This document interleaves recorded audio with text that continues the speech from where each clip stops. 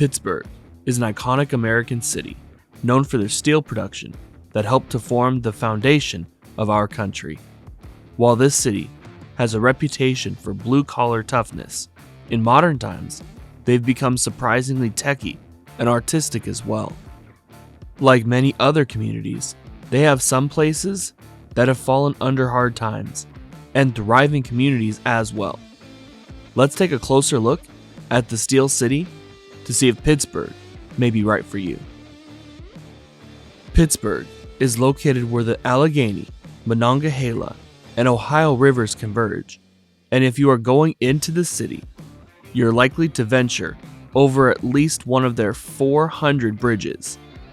Pittsburgh's metro area has just under 2.5 million residents, and the city itself has a population of just over 300,000.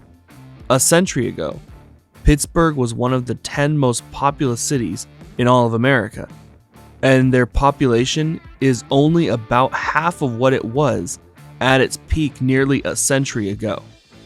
Today, one thing many residents may appreciate is their moderate median home price. Now, unfortunately, there are two other factors that aren't as great. Their median household income is well under the national average, and the property taxes are almost double America's average. With that being said, residents are able to keep more of what they earn, with a modest income tax of just over 3%, and their sales tax is better than average. If you can earn around the median or even more, Pittsburgh should be more than affordable. The violent crime rate in Pittsburgh is higher than you would like to see, at 68% above the nation's average. Because of this, I'd be careful what areas of town you may consider moving to. Their property crime rate is a bit over average as well, but for a larger city, it's not too bad. Pittsburgh isn't going to set any records for diversity, but they have a population that is 65% white, almost 3% Hispanic, 23% Black, just over 5.5% Asian, less than 1% Native American, and just over 3% of residents are 2 or more races. The state of Pennsylvania is an annual battleground state, and the one thing you have to look forward to is all those political ads during election season. Now, in Pittsburgh, the city itself is pretty liberal. In Allegheny County, Joe Biden won just under 60% of the vote, while Donald Trump won just over 39%. Like many big cities, Pittsburgh leans Democratic. However, if you leave Allegheny County, every surrounding county easily went to Donald Trump. So if you're wanting to live near Pittsburgh, but don't want to live in a liberal area, you do have options here. In Pittsburgh, they have a climate that is pretty standard in the Midwest. In the summer, they average around 84 degrees, but they do have pretty humid times in the summer.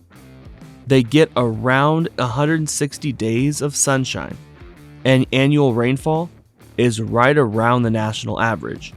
Now, they do get almost 30 inches of snow, and around 21 degrees is their low in January, when the Steelers usually host a playoff game or two.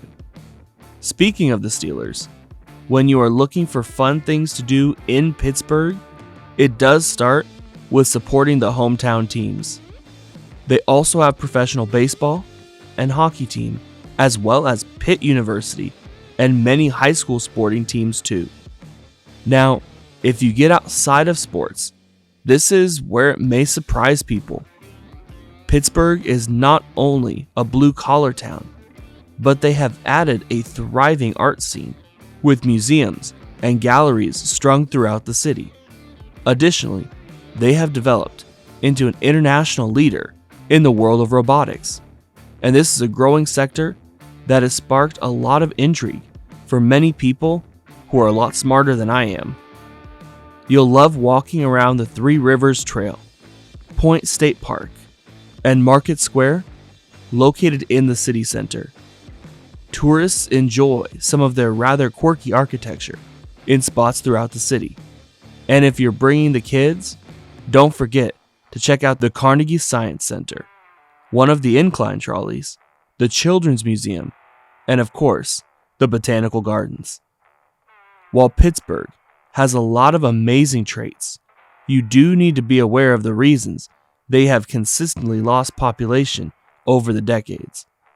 This economy was built on blue-collar jobs, and like many other places in America, we've seen more companies move manufacturing to other countries where labor is cheaper.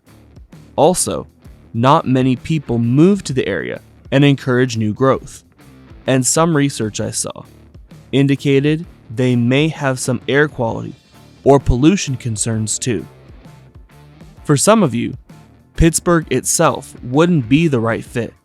However, living outside of Pittsburgh may be a great option still. Check out some resources in the description for more details on which suburbs you should check out. Thanks for watching till the end. If you enjoyed the video, give it a thumbs up, hit subscribe, and watch the next video playing on the screen. And of course, take care.